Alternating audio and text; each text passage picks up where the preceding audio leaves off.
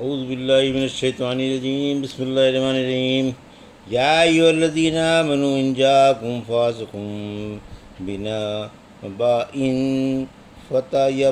فتبینوا ان تصیبوا قوما بجہالۃ فتصبحوا علی ما فعلتم نادمین واعلموا ان فیکم رسول اللہ لو یطیعکم فی کثیر من الامر لعنتم ولکن اللہ حبب الیکم الایمان وزینہ فی قلوبکم وکرہ الیکم الکفر والفسوق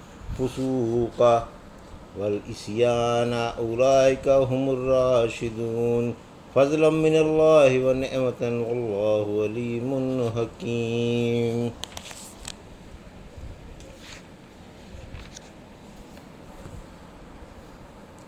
ابھی آپ نے سورہ حجرات کی آیت 6 سے 8 کی تلاوت سماعت فرمائی۔ ان آیتوں کا ترجمہ اور تفسیر اس طرح ہے: یا ایھا الذین آمنوا ان جاءکم فاسق بنبأ فتبینوا ان تصیبوا قوما بجہالۃ فتصبحوا علی ما فعلتم نادمین۔ آیت 6: واعلموا ان فیکم رسول اللہ لو یطیعکم فی کثیر من الامر لعنتم ولکن اللہ حبب الیکم الایمان وزینہ فی قلوبکم وکرہ الیکم الکفر والفسوق والعصیان اولئک هم الراشدون۔ آیت 7: فضلا من اللہ ونعمۃ واللہ علیم حکیم۔ آیت 8: ترجمہ: اے ایمان والو، اگر تمہارے پاس کوئی فاسق کوئی خبر لے کر آئے تو اس کی تحقیق کر لیا کرو، ایسا نہ ہو کہ جہالت سے کسی قوم کو مصیبت پہنچا دو، پھر اپنے فعل پر شرمندگی اٹھاؤ۔ یقین مانو تم میں اللہ کے رسول ہیں، اگر وہ تمہاری اکثر باتوں میں تمہارا کہنا مان لیں تو تم مشکل میں پڑ جاؤ گے، لیکن اللہ نے تم کو ایمان کی محبت دی ہے اور اسے تمہارے دلوں کی بہار بنایا ہے، اور تمہیں کفر سے، فسق سے اور نادانی سے نفرت دلائی ہے۔ یہی لوگ اللہ کے فضل و انعام سے ہدایت یافتہ ہیں، اور اللہ خوب جاننے والا اور بڑی حکمت والا ہے۔ یہ تھا ترجمہ سورہ حجرات کی آیت 6 سے 8 کا تفسیر۔ آیت 6: بلا تحقیق کے فاسق کی خبر پر اعتماد نہ کرو، یعنی فاسق کی خبر پر اعتماد نہ کرو جب تک خوب تحقیق نہ کر لو، تاکہ اس کی بات پر کوئی فیصلہ نہ کیا جائے، کیونکہ ہو سکتا ہے وہ بات جھوٹی ہو یا غلطی سے کہہ دی ہو، تو گویا حاکم نے اس کی بات کی پیروی کی اور اللہ نے شرپسندوں کی راہ کی پیروی سے ممانعت فرمائی ہے۔ یہ آیت ولید بن عقبہ کے بارے میں اتری۔ آپ نے ان کو بنی مستلق سے زکوٰۃ لینے کے لیے بھیجا تھا۔ جب ان لوگوں نے یہ سنا کہ آپ کا قاصد آ رہا ہے تو آپ کے فرمان عالی شان کی تعظیم کی غرض سے اس کے استقبال کو نکل کھڑے ہوئے۔ اس کے دل میں شیطان نے یہ وسوسہ ڈالا کہ یہ اس کے قتل کے ارادے سے آئے ہیں، اس لیے یہ واپس لوٹ آیا اور بولا، بنی مستلق نے اپنی زکاتیں نہیں دی ہیں۔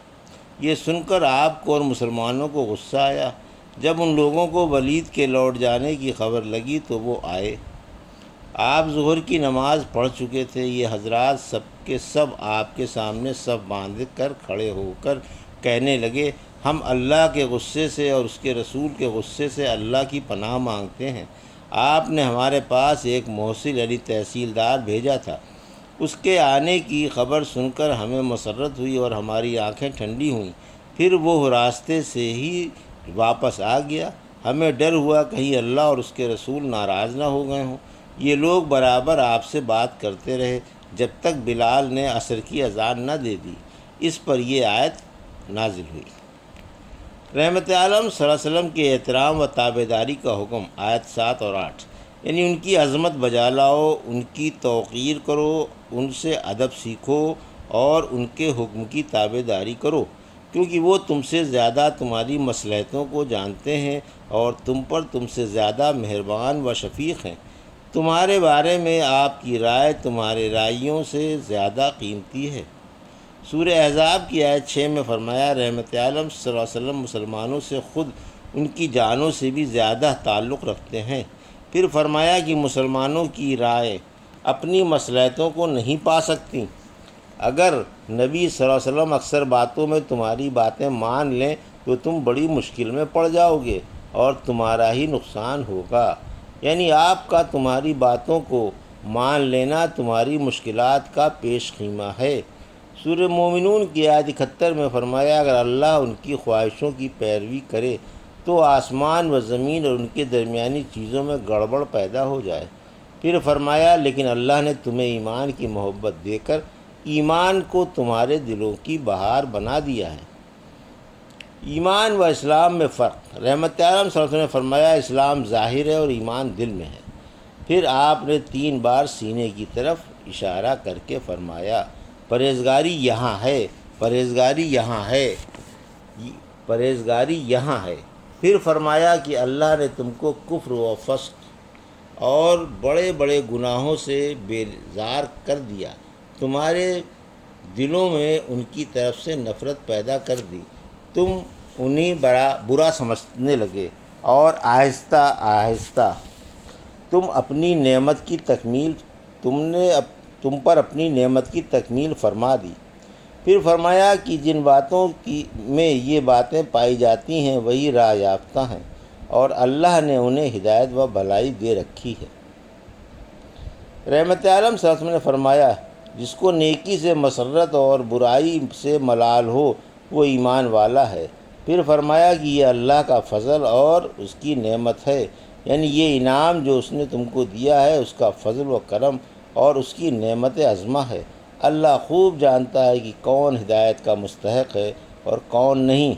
اس کی ہر بات میں کوئی نہ کوئی مصلحت کار فرما ضرور ہوتی ہے۔ یہ تھا سورہ حجرات کی آیت 6 سے 8 کا ترجمہ اور تفسیر جو بھی آپ نے سماعت فرمائی۔ بارک اللہ لی و لکم فی القرآن الحکیم ونفعنا وإیاکم بآیات الذکر الحکیم۔